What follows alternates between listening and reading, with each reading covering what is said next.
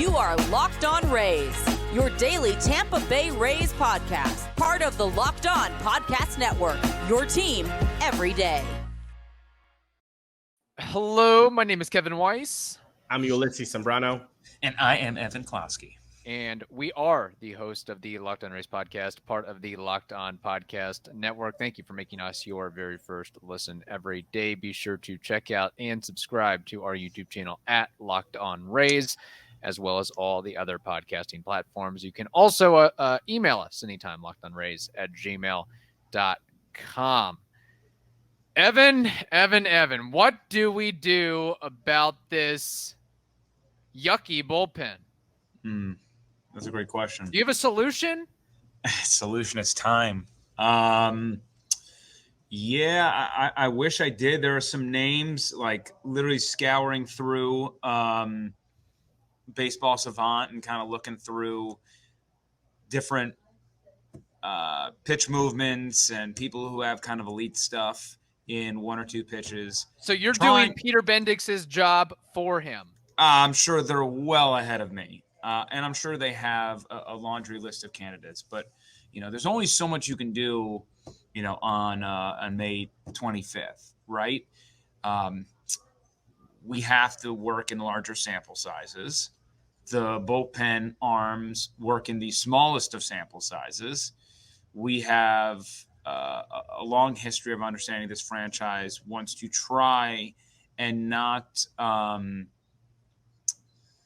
move faster than they should, considering, look at guys like Walls, Lowe, Raley, dudes who maybe didn't succeed right out of the gates, and they've given them more leeway to kind of come back and make something of themselves, and they've been a bit more productive. But we also know that bullpen arms are highly volatile, unless you're going to spend big on, the Edwin Diaz's of the world. For the most part, or, the Mariano Rivera's, so on and so forth. We can name, Trevor Hoffman, we can name those guys. But for the most part, it's year in and year out, you're dealing with a wide spectrum of how reliable you are. And, for instance, Jason Adam had a sub-2 BABIP last year, and you were going to assume that he wasn't going to be as fortunate this time around. Last year, he only gave up 5 home runs. He's already given up 4. So he's hitting too much of the plate. The Rays say, hey, just fill up the zone, and trust your stuff. His stuff has not been good enough to beat hitters when it's landing smack dab in the middle. But yes, there's a bullpen problem. How you fix it, time will tell. And we will see. But they will do something about it. When? Be patient. They're 35-15, probably going on 36-15 as of this recording. They're leading 7-3 against the Blue Jays. So they're not in any rush, but it is a problem. And I guarantee you that front office knows it's a problem. I'm glad to hear that. We were talking about on Thursday's episode where if you look at all of the season's stats for the relief corps, ERA 24th, WHIP 17th, walks per 9 12th, K per 9 30th, hits per 9 19, home runs per 9 19. That at best case scenario, Evan, that screams mediocre to me. So is that with the Raley Bethancourt outings in there? Probably, yeah. Okay, fair enough. I will. Well, there's a double-edged sword there. So you have those that outing or those couple outings in there. Yeah. I do like to say, people were banging the drum like, look at the bullpen stats. They're better than you think, yada, yada. And it's like, well, Yoni Chirinos was out there throwing up a bunch of zeros in a bulk inning role. Josh Fleming has munched in that bulk inning role. So. Yeah. The stats are a bit deceiving, and it's a bit concerning that you have to send a guy like Ryan Thompson down, who you thought entering the year was maybe your 7th inning guy. Maybe that that next tier behind Fairbanks and Adam was Thompson in there. And, now Thompson gets sent down. Freaking Kevin Kelly is emerging as sort of this number 2 in the like. Very soon, we need to be talking about Kevin Kelly maybe being more reliable than Jason Adam, and that's not just out of the performance that happened against the Blue Jays. It's just what he's doing right now. He's finding a little bit of a rhythm, and he's actually been falling on a lot of bad luck. He's not walking batters. He's just getting peppered a lot, and there's a thought that his BABIP will go down significantly over time, which means that out of all the arms in there, he's due for the biggest progression as far as not getting his ERA and all this stuff, that kind of trickling down due to the amount of singles and doubles he's given up. It's been crazy. Evan, I have a question. So you brought up the point of bullpens being very volatile and they can change on a dime, and that is accurate. That is true. That's as old as time. But is there not some middle ground in the sense of, Ulises and I talked about this on Thursday's show, with, maybe in free agency going forward, you find that Colin McHugh or that Chris Martin, what the Red Sox did with giving Chris Martin a 2-year, $18 million deal, and he looks tremendous. We're not saying you have to spend, go after that Mariano Rivera, Edwin Diaz name, but a guy who has shown some consistency in productivity and various roles and tried that out as a possible solution as opposed to rolling the dice with name after name after name. Hindsight's 2020. I mean, how many times have they spent big on a reliever in free agency before this? And how many of the past? Colin McHugh. I mean, those if there's any hindsight 2020 move to talk to Peter Bendix and company about, it's giving away a guy like Brooks Raley, a guy who I think is still pretty effective and would have been a great help to this bullpen. You signed Brooks Raley and then you kind of shipped him off immediately after a year of, he wasn't like a lockdown guy per se last season, but he was very good. And his stuff still plays. So I don't know what they kind of saw there. But yeah, I mean, very limited additions. This organization has made a killing on finding diamonds in a rough in the bullpen. They've made a killing on shuttling guys from AAA to the majors and, up and down, up and down, up and down, and making it work over the course of a season. Now, the one issue they have this year versus, I think, other years, and we learned a little bit about it last year with Fairbanks and Cleveland, but you have to, when you get down to June and July, you have to start thinking about who is my 8th inning guy, who is my 9th inning guy, and then who's my ace in a hole as a 7th, 6th. You have to start thinking about those routes. Now, I think the Rays are littered with dudes who can pitch in a 6th and a 7th, right? They can kind of get you over the hump.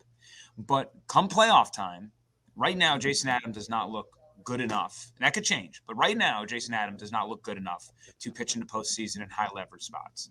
Right now, Pete Fairbanks cannot pitch below 60 degrees.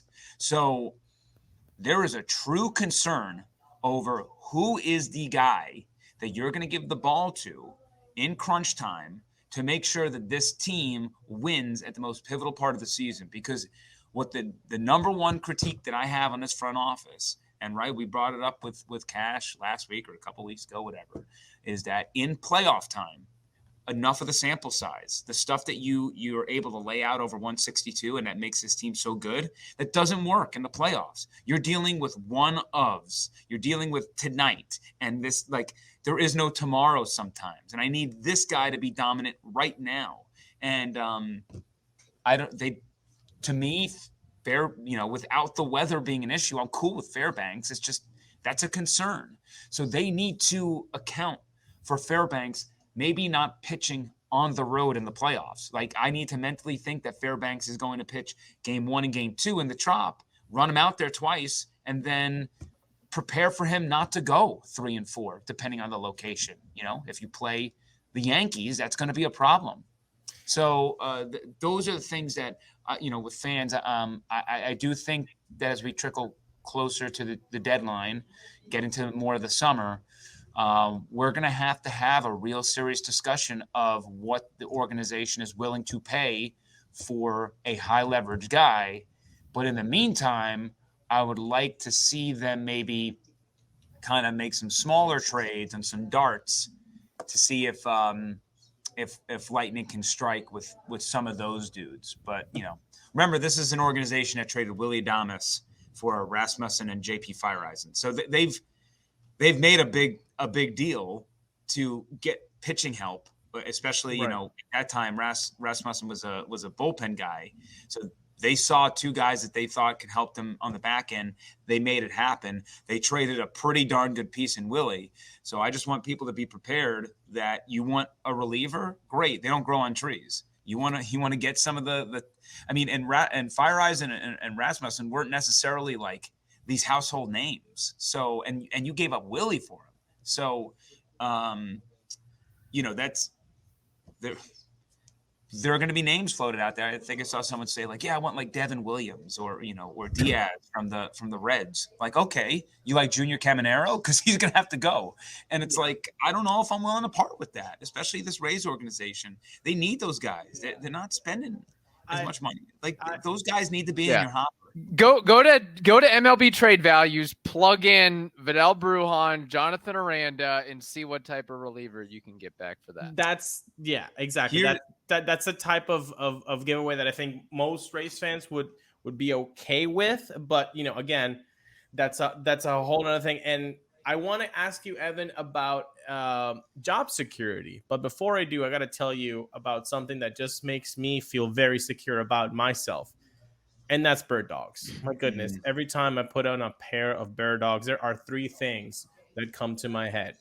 Fit, comfort, and versatility. The fit, I look better and I feel great wearing bird dogs. The comfort, the stretchy fabric is so dang comfy than any other shorts and pants I have in my closet. And number three, versatility. They give me the freedom to wear one whatever I may be doing. The bird dogs are there with me, giving me that great look. So today you got to go to birddogs.com/lockedonMLB. And when you enter promo code LockedOnMLB, they'll throw in a free custom Bird Dogs Yeti style tumbler with every order. When was the last time somebody said, hey, that looks good on you? Well, if you get a couple of Bird Dogs, they will say that to you in your face and you're going to love it. So go to Bird Even Dogs. Kevin gets compliments. Even Kevin gets compliments in the golf course. He's like, oh, man, you look great, Kevin. That might have not been the great shot that you wanted. Oh, no. Don't say that about not a great No? shot, because the first time I wore my bird dogs on the golf course, Ulises, you've heard this story. Evan, you're hearing it for the first time. 5 over across 13 holes, then got rained out. Look at that. So it even improved. He could have been even par. We don't know. Don't know. It improves your golf game, people. So go to birddogs.com/lockedonMLB and get that promo code LockedOnMLB in it. And you will get that free custom Bird Dogs Yeti style tumbler with every order. Hey, guess what, guys? We are recording this on Wednesday evening. The Rays are victorious, which is fantastic news. But I want to ask you one last question before we move on to Baby Giraffe, Tyler Glasnow making his return this weekend. Job security. If you were to name, before you've even given me names, Evan, what's the number of guys in the bullpen that you say, oh, no matter what, they have a job. Their job is secure. How many of those guys do you think right now are in that bullpen? Give me a number. Well, I gotta go through this. So Fairbanks for sure, Adam for sure, Kevin Kelly for sure. Man, it sucks that Clevenger's not on this team anymore. Poche for sure. That might be it. I think that might be it. Am I forgetting somebody? No. I was going to go with 4. You threw in Kevin Kelly. I had thrown Jalen Beeks instead of Kevin. Oh, sorry, Kelly. 5. Beeks. So 5 right. For you, yeah. 4 for me. Beeks has been working as an opener, so I haven't been thinking of. Yeah, that's okay. Right. Kevin, you had 2 or 3 on you. I think I had 2. I was just like drain the swamp. 2? So yeah. So job security again. Like who are definitely not going to go? The Rays will trade anybody and everybody on their bullpen at some point. So my point with this, Evan, is none of us said all of them. So there are spots to be earned. There are spots to be taken. Ben Heller just got the call. He's a guy that is doing things in AAA that nobody in that Rays bullpen is doing, which is striking people out. Okay. Again, this is a team that is dead last in K per 9 in MLB. That's worse than Oakland, people. Don't tell me it's not a problem. It's worse than Oakland. Have you guys seen Oakland? So what about that job security? I mean, to be fair, like I don't know if anybody's seen Oakland. That's fair. That's a good point. Nobody's there. Does a game actually happen? They need to be. What do they do in soccer where they relegate teams to the minors or a subpar league? I would love that. They should do that with the Athletics. I would love that to happen in baseball. So Evan, what do you think if nobody said in this podcast, hey, everybody's got a job security? How many moves do you see ultimately being made for this bullpen to work? 1, 2, 3? You just don't know, right? Because you don't know if Ryan Thompson goes down to Durham, something clicks, and he's back, right? And I watched Trevor Kelly, and when I watch him pitch, I'm like, man, I don't understand how people hit him, and then he just grooves one down the middle, and I'm like, oh, that's how. But there's like a bunch of guys that I like. It's not clicking right now. It's just they're just off, and they're could be in this, the front office could be saying, as bad as it looks now, come August, they might be peaking at the right time. As much as I say this is a problem and they need a high leverage guy, I firmly believe that. I am also of the belief that we need to be a little bit more patient. So I just, again, they've lost 15 games. The bullpen hasn't been that big of an issue. The difference with the bullpen is probably us talking about this team being a historic squad versus, chasing like the Mariners, refuse to lose squad.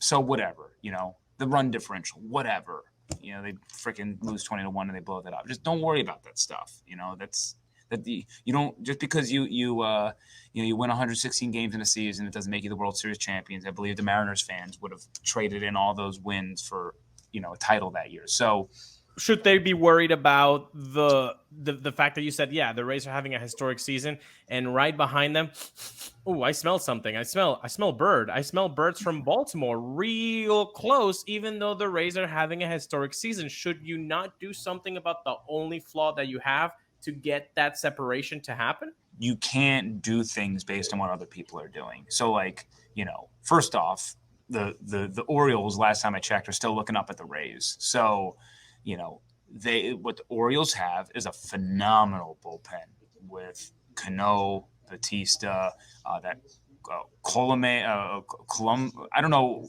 Guys who come out of nowhere. I don't know, but that guy, the Columbe, I forget what his name is. His stuff is nasty. So, for me, they have bing, bang, boom. They're set 7, 8, 9, as long as they don't have an injury.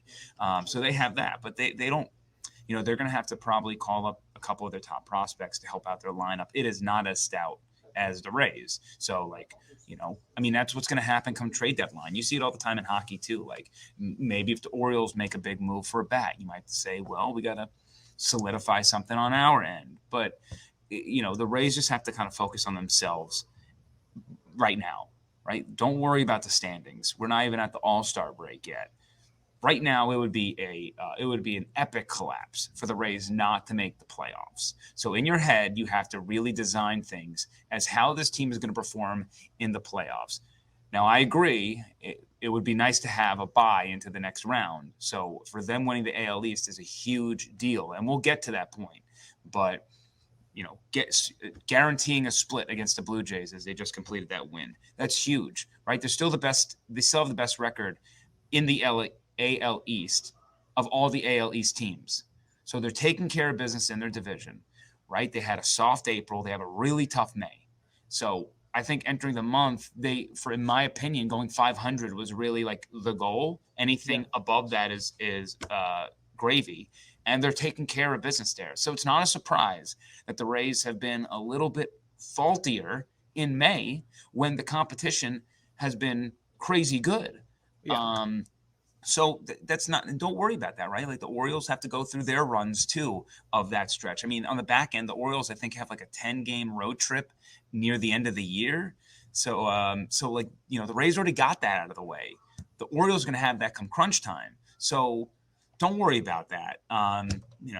Take care of business. Rays are crushing it, and continue to tinker and see what your bullpen has, and throughout Zach Burry there in kind of a 5-1 situation. Okay, that didn't work. Send him down.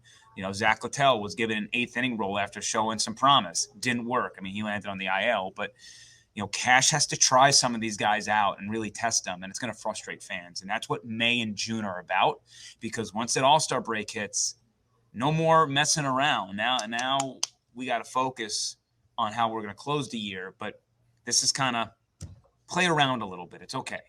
What should help matters is Tyler Glasnow returning, being implemented into the rotation. So assuming he throws a complete game every time he goes out, that alleviates the bullpen. All joking aside, I would think having Glasnow back in the fold and maybe constantly getting 6, 7, 7 1/3. I don't want to get too greedy.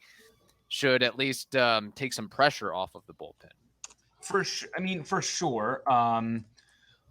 I say that, and you just never know, right? I mean, McClanahan had 82 pitches going 7, and still they handed over to the bullpen, which I don't necessarily blame, because on paper, Adam and Fairbanks should be 1 and 2. These are our shutdown guys.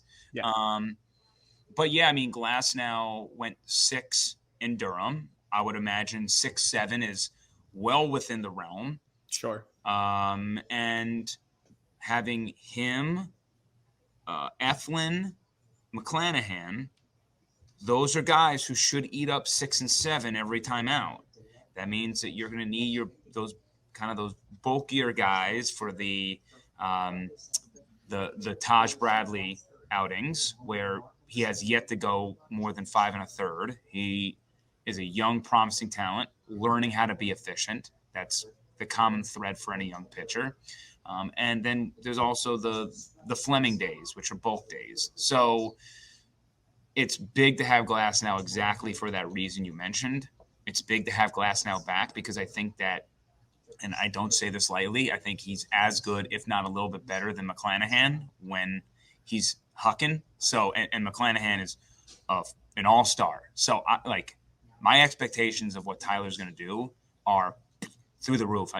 People forget he was a Cy Young caliber pitcher before his injury going down with Tommy John. So, when he's on this mound, I'm really excited to see what he can do against the Dodgers lineup that's stacked. And this is a huge boost to a team that really needs to rely a little bit less on its bullpen and a little bit more on what their starters are doing, which, generally speaking, has been pretty phenomenal. I have 2 questions, but first, I think, Kevin, you need to tell us what to do with our green Skittle sometimes. Yeah, that is utilizing RocketMoney. RocketMoney is a personal finance app that finds and cancels those unwanted subscriptions, monitors your spending, and helps you lower your bills all in one place. Did you know that over 80% of people have subscriptions they forget about, and chances are you're one of them? Like that silly Stars app just to watch one single show, or that free gaming trial you never actually used. Well, RocketMoney will quickly and easily find your subscriptions for you. And for any that you don't want to pay for anymore, just hit cancel and RocketMoney will cancel it for you. It is that easy.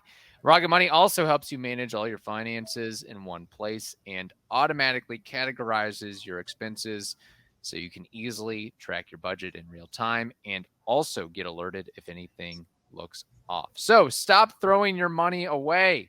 Cancel unwanted subscriptions and manage your expenses the right way and the easy way by going to rocketmoney.com/lockedonmlb. That's rocketmoney.com/lockedonmlb. I'll say it third time. rocketmoney.com/lockedonmlb. Before we get to baseball trivia and name that war, Evan, I need 2 quick hitters from you. Number 1, over under for Tyler Glasnow, start 5 2/3 innings. Over or under? Over. I'll go 6. Fair enough. And last question before baseball trivia. Who wins this series, Dodgers or the Rays? I'll go Rays. 2-1 sweep. What's it going to be? Nah, they'll go 2 or 3. First off, whoever decided to schedule the 11:35 Peacock game on Sunday, thank you. It's always great to play a West Coast team at 8:35 in the morning their time. So yeah, you got to win that game to me. Okay. And yeah, I mean, the Rays are a phenomenal home team. I'm going to go with the odds there. They've lost 4 total games at home this season? Yeah, but the problem is that the projector starters are Cooper Criswell, Tyler Glasnow, and Tosh Bradley. Now, on the other hand, it's only Clayton Kershaw, the big name, Noah Syndergaard, and Gavin Stone. But I don't know. It's going to be tough, I think, this series for the Rays to win 2 out of 3. Well, of course, it's the Dodgers. It's going to be a tough series. It's for me, they're on home turf. Look, not for nothing, but the Rays know how to hit. First off, they have it's going to be Criswell, Glasnow. You said Taj? Yeah.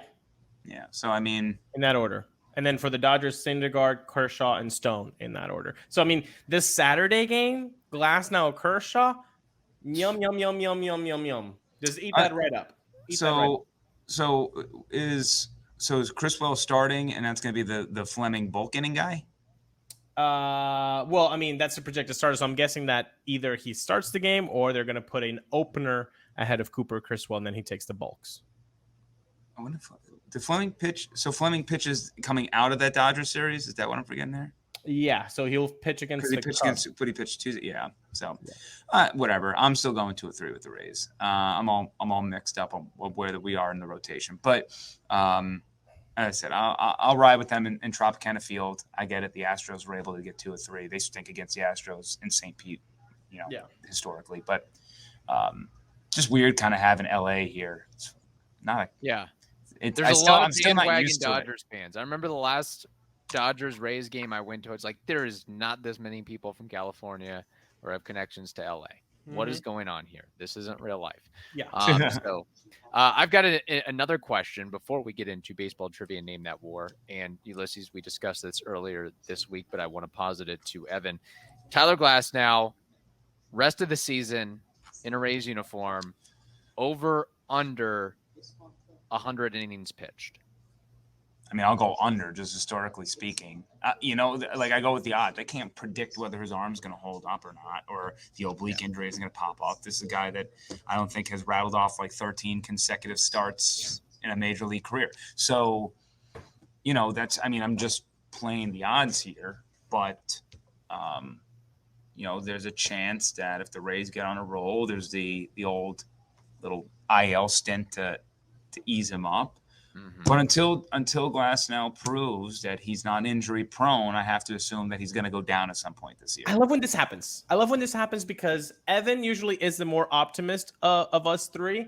We both have him over 100. So thank you for being negative Nancy today, Evan. We appreciate the change of theme, the change of mood, because it kind of freshens up the. Hey, I'm the one that predicted 2 or 3 for them being the Dodgers, and you brought them down. And what I say, they've lost 4 home games. I'm going to go with the Rays. I just go with what I've seen, what Fair I enough. Know, and that's the best that I can do. Unless I teleport into Glasnow's body, it's tough to really. It wouldn't be a bad thing to just have Tyler Glasnow's body for a couple of days. I would love to be 6'6", 6'7", and I wouldn't mind that. Yeah, that'd be pretty great. Yes. All right, let's get into baseball trivia. Name That War. The Rays do face the Dodgers coming up, so I do have a Dodgers-related question. And this episode has been chock full of pitching, really exclusively pitching. I don't know if we mentioned Wander once or Randy once or Yandy once. Regardless, my trivia question revolves around pitching and Dodgers pitching. Historically, there are 13 pitchers who have thrown at least 2,000 innings in a Dodgers uniform. I need 5 of those names. Say the question one more time. 13 pitchers have thrown at least 2,000 innings as a Dodger in a Dodgers uniform. And I don't think they discriminate between Brooklyn Dodgers, LA Dodgers, etc. Interesting. Give me 5 of those 13 guys who threw a lot of innings. Kershaw. Clayton Kershaw is number 5 on this list with 2.638 and a third. Would Koufax be on that list? Yeah. Sandy Koufax is number 11 on this list with 2.324 and a third. Ulises, you want to go too? Don Drysdale. Don Drysdale, very good. Number 2 on this list with 3,432 innings. I have one more. Fernando Valenzuela. That was going to be mine. He is number 10 on this list with 2,348 and 2/3 innings. Evan, we got one more, baby. Come on, let's go. Nomo? Hideo Nomo, that is your guess. He is not on this list. Right? Okay. You have Drysdale, Kershaw, Valenzuela, and Koufax. Oral Hershiser. Oh, yep, that's it. That's a winner. Oral Hershiser is number 12 on this list, 2,180 and 2/3 innings. Very good, guys. I was surprised at how quickly you got these names. I'll just run through them real quickly. Don Sutton, number 1. Don Drysdale, 2.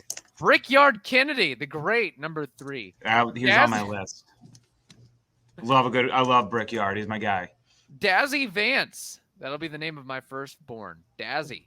5, Kershaw. 6, Burley Grimes. 7, Claude Osteen. 8, Adonis Terry. 9, Knapp Rucker. These are some great names. Yeah. 10, Valenzuela. 11, Koufax. 12, Hershiser. And number 13 with 2,029 and a third innings. Johnny Padres pitched from 53 to 66. These are some made-up names. Yeah, definitely. Never heard of any of Then these Baseball Reference is lying to me. It tends to do that when it goes after 1972. Well, guess what? You're talking Dodgers pitching. Name that war. By the way, if you've never played with us, Name That War is when we take a player from the past and we try to guess their career war according to Baseball Reference, just using our brain and our baseball archives in there. So today's Name That War player is Eric Gagne. What is Eric Gagne's career war according to Baseball Reference? Can he come out of retirement and pitch for the Rays bullpen?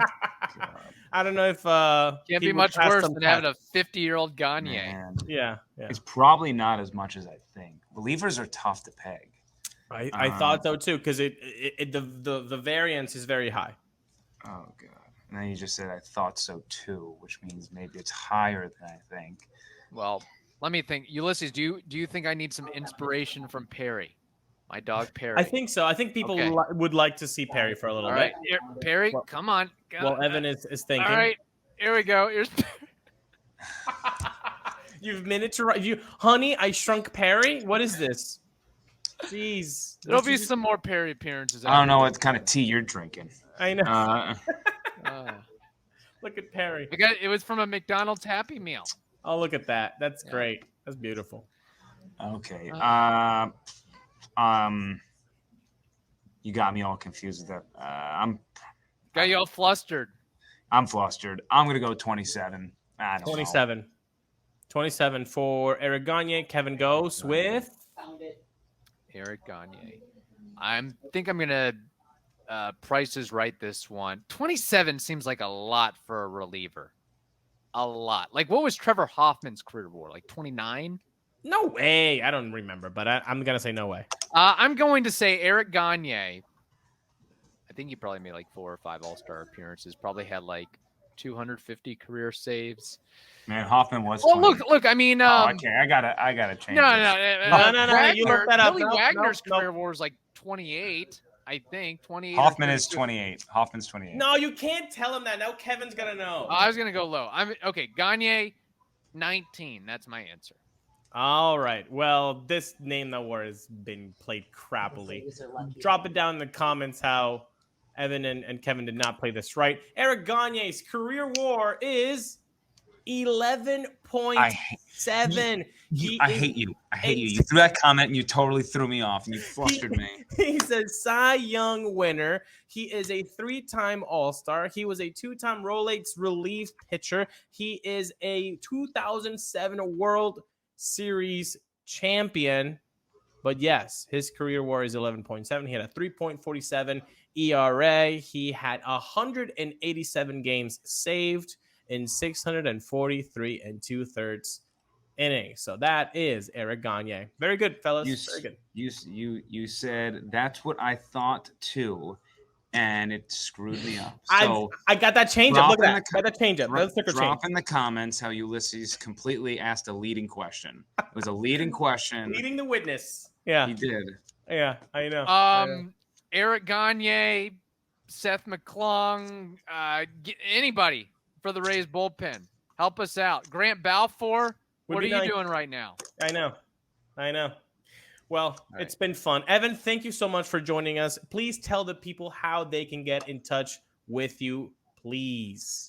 Again, as always, you can head to 10tampabay.com, but you can check me out on Twitter at Closky WTSP. That is ECLOSKY WTSP. I'm always dropping in some Rays nugget a day at least. So please, you can send me questions, thoughts, your angry rants, as long as you're respectful. I'll probably respond. And you can also find me on Instagram at Closky. And again, 10tampabay.com. We have Bucks OTA starting right now. We're in the lightning off season, so it's quiet.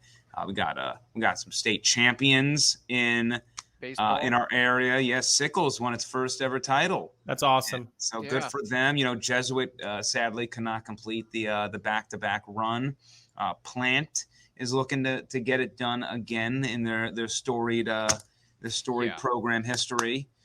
So we got a lot to talk about, and we're constantly updating that. I'm gonna say I was kind of disappointed because it's middle of the baseball season. Nothing else is really happening in the Tampa Bay area, and I'm like, Closky is head deep in Rays baseball, and yet I saw a tweet today of like, I'm at Bucks practice, and I was like, mini camp, right? How dare you make a football post in the last week of May? How dare you before Memorial Day? That should be illegal for baseball fans. Well, we got a couple more on Tuesdays coming up, and then mandatory mini camp in the middle of June. And then I'm done. And I'm done for 6 weeks. Not to be your producer here, but I need some on-campus stadium news and updates. USF is a big deal. This is the furthest that we have gotten in. I shouldn't say we. This is the furthest that USF has gotten in the process of getting an on-campus stadium. We'll know more in the middle of June, but they're on the 1 yard line.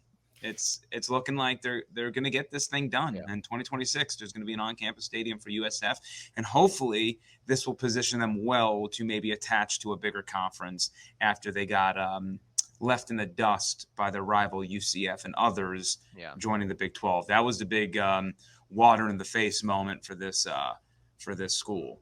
Would have been nice to have a stadium when we went there.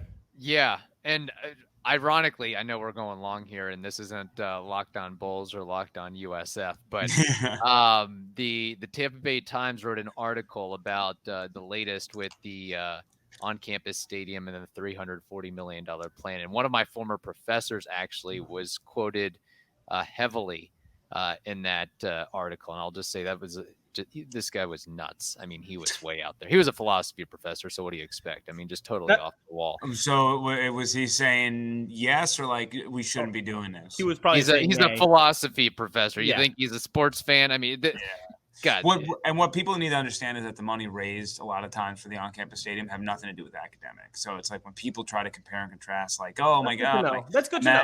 Imagine some of this money should be going to academics. It's like, well, this is a lot of this money is privately funded for the purpose of an on-campus stadium. So imagine, you're a marketer and you're trying to target a certain audience to buy your product. It's specifically for this.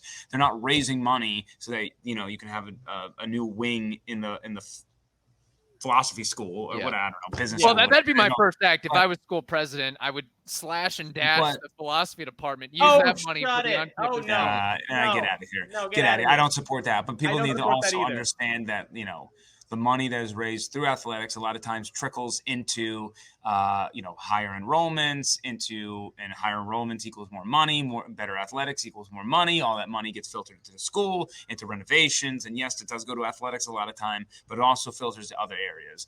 You get donors, you get people that come out of that, alums, and they start spending more money. There's a cyclical process. It's not just like sports over academics. It's that one makes a ton of money for the school and it can all work on one team. So, that's my locked on USF rant for the good. Thank you. There we go. Neach Stadium. Let's make it happen. There you go. I hope you all have a wonderful day. Stay safe. And we'll talk to you on Tuesday. We won't have an episode on Memorial Day. So just keep that in mind. We'll be back with you on Tuesday.